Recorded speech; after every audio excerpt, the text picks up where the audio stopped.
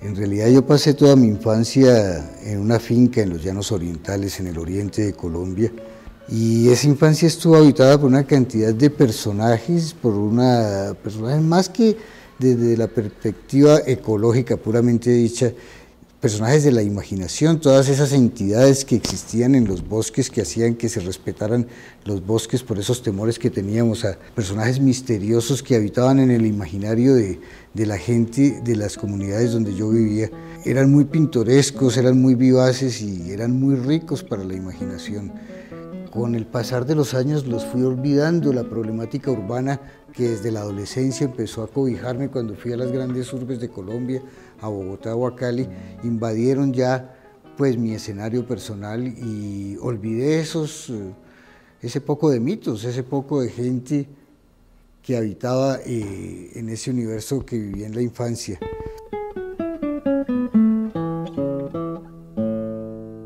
Como a los 20 años empecé a viajar hacia Bogotá, a desarrollar una obra, a experimentar eso que te pasa en esa década de juventud, cuando llegas a los 20 años y empiezas a desarrollar una investigación.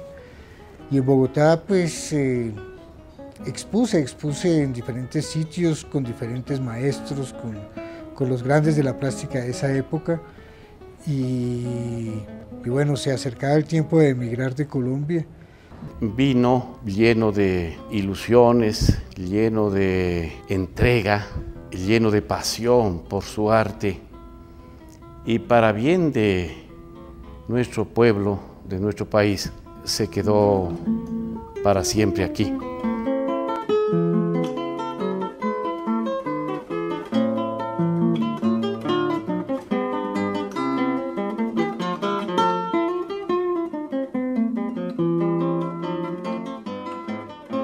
Charly es una persona que vive la parte académica en su formato, en su concepto. Las fórmulas antiguas a él le subyugan en todo ese caudal, no solo de la composición, ritmo y otros factores cromáticos, sino también en esa influencia maravillosa, cultural, humanística. Es casi un filósofo que estudia ese humanismo pasado, dando un concepto nuevo. Ahí está la simbiosis de él. La creación es el signo del verdadero artista. Ha creado una suerte de bestiario personal. Hay una serie de personajes que realmente derivan de la mitología y otros personajes que son puramente imaginarios. Son seres fantásticos, sean aves, sean bestias. Cada universo, cada mundo de un maestro creador es único. Pero digo único porque habría que subrayar que el mundo creado por Monsalve es verdaderamente impresionante y visualmente de una seducción histórica, diría yo.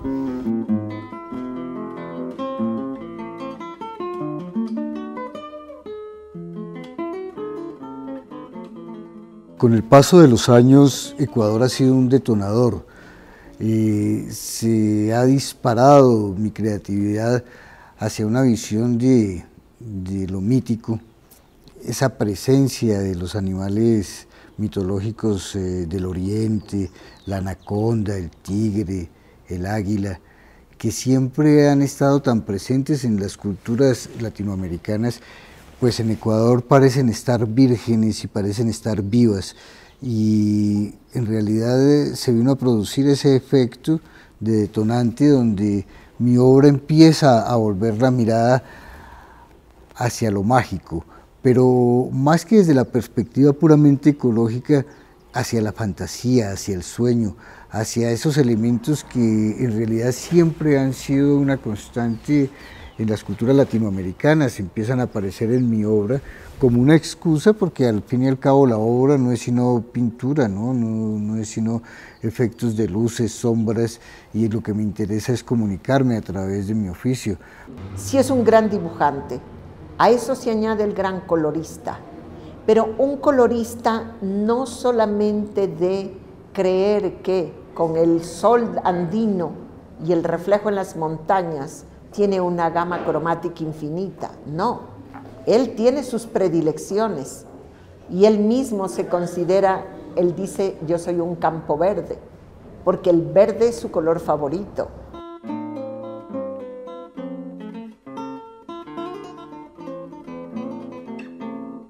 He pasado por diferentes temáticas, muchas veces guiadas por lecturas que a veces me inspiran mucho.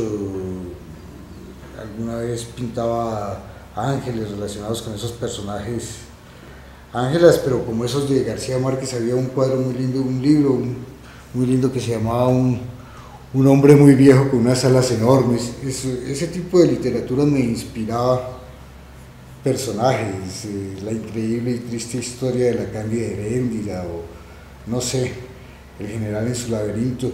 Me hacía pensar en personajes y trabajé mucho la figura humana con base en eso. También me fugaba al desnudo, que me ha gustado mucho, ha sido un relax, un descanso para mí. Me sirve para estudiar la figura humana, pero también me sirve para relajar la mente. El desnudo, el cuerpo, la figura humana me ha acompañado mucho. El desnudo es una temática que no está al alcance de todos. Debe haber una relación, una sincronía entre la modelo y el pintor. No es solamente cuestión de que el pintor ponga frente así a una mujer de hermoso cuerpo. Tiene que haber una conexión íntima. Se deleita en el desnudo porque tiene una carga erótica muy elegante, porque él es cuidadoso, es fino, no agrede, todo lo contrario, embellece.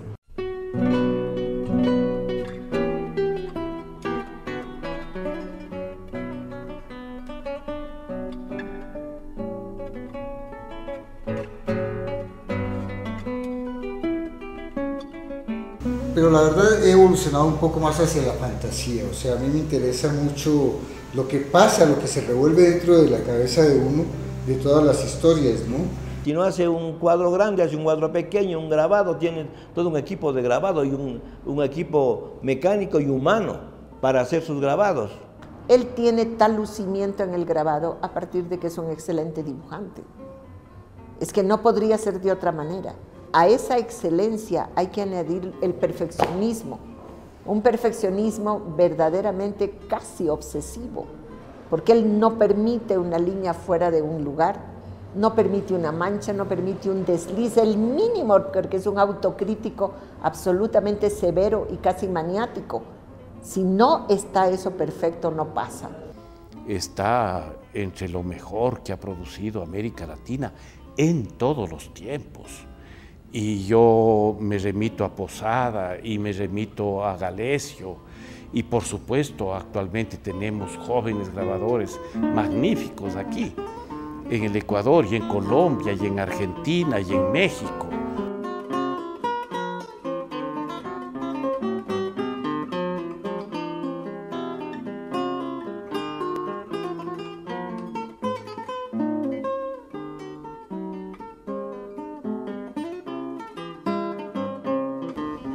En el caso de Charlie, la enseñanza disciplinaria, la capacidad de ser honesto consigo mismo.